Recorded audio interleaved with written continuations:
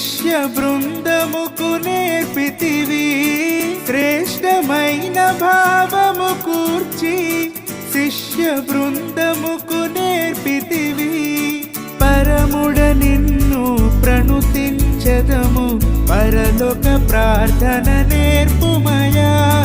ప్రార్థన వినడి పావనుడా ప్రార్థన మాకు